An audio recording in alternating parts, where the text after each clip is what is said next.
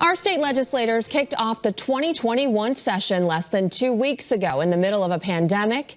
And as they get to work, they're also dealing with concerns about potential violence directed at the government. So joining us to talk about that and the priorities for this session are House Majority Leader Democrat Jason Rojas of the 9th District and House Minority Leader Republican Vincent Candelora of the 86th District. Thank you both for taking the time to join us this morning. Thank you for having me on. Absolutely. Well, Representative Rojas, we're going to start with you. Are you concerned about what might unfold today?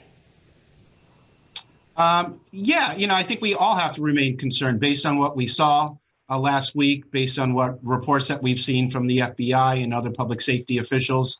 It's important that we all remain vigilant so that we can protect everybody that has a part of the political process here in Connecticut, whether it's elected officials, but also our staff that work in the buildings day in and day out. And Representative Candelora, same question for you. Yeah, absolutely. I think that, public officials need to do our part of keeping the temperature down so that we could get through this. While there's no specific threats, I think, to our capital, there is an overall, general concern, and everyone needs to be vigilant. Absolutely. So while we have you there, Representative Candelora, how challenging has it been conducting business during this pandemic? Yeah, it's not easy. Obviously, we've had to change the mode that we communicate, and using technology is very different. So it's been a little bit of a challenge, but I think it's a lot for more cooperation. So we're seeing a lot more conversation between and among our legislators and trying to make this work together. And that might work out better for the whole process. Representative Rojas, I want to ask you the same thing. Yeah, no, I think there's a lot of unknowns that we have at this point, but I know in so much as we might disagree on policy, there's a lot of consensus around process. Representative Candelora and I have a long time working relationship. We're able to communicate pretty effectively with each other so that we can focus on what is our priority, which is getting our jobs done. I think that's what the public is expecting of us, and I'm confident that we can do that. This past week, we did have a legislative session where we took up nominations on judges, and we were able to bring all our colleagues into the legislative office building. Those of us who are responsible for managing the process were inside the chamber.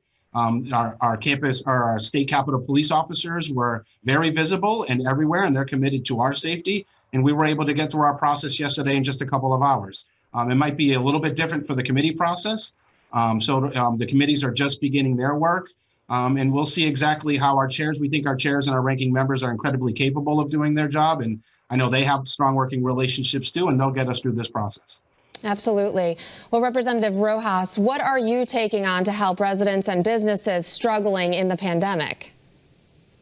Yeah, well, our biggest priority of any legislative session in any biennium is the state budget. We're expecting some revenue estimates to come out today.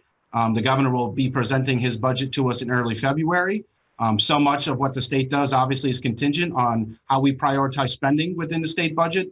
We're all focused on ensuring that we can bounce back from the impact of the pandemic, both from a health perspective, from an economic perspective, and from a social perspective. And, I think all of us and all of our colleagues are really focused on those issues that impact people directly.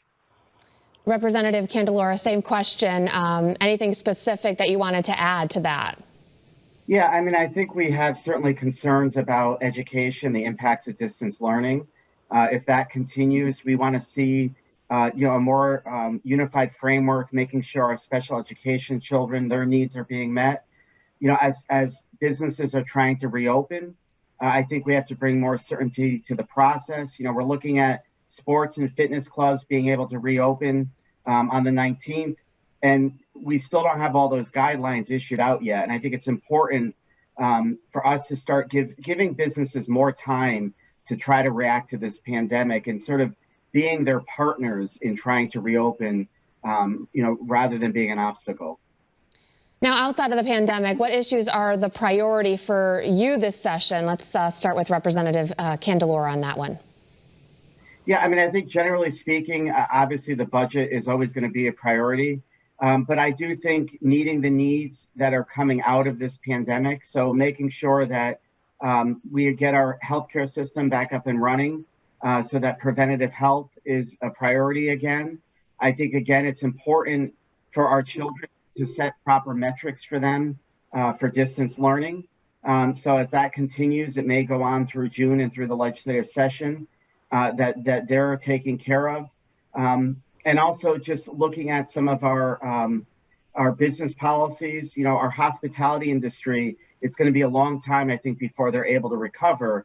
And so looking at some programs, some tax relief to be able to get them up and running, I think is going to be important. So a lot of this session, we believe, should be focused around the collateral issues that we've seen coming out of this pandemic that may last far longer after the vaccines are administered. Mm-hmm. Now, Representative Rojas, what issues are the priority for you? Yeah, largely, I think, in any given year, you see a lot of consensus in terms of what's a priority for Democrats and what's a priority for Republicans. Certainly, we might disagree on how we get to those goals. But, I think, Representative Candelora, I think, captured a lot of, what's most important on our minds, reflecting the priorities that we hear from our constituents. It's education. I just got notified today by my school district. My kids were supposed to return to school on Tuesday. They are now going to continue with remote learning for another week.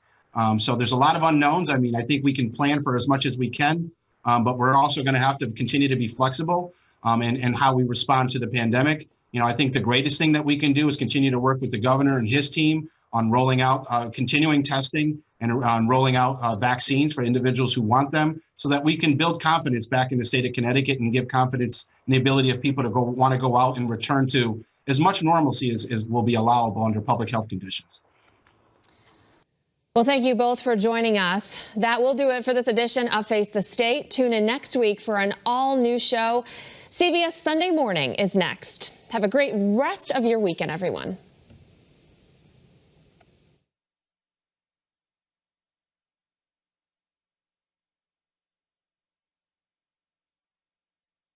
Thanks for watching Channel 3 Eyewitness News. Watch us live wherever you are on our website, our mobile, and our streaming news app. You can also watch us on Roku, Apple TV, and Fire TV.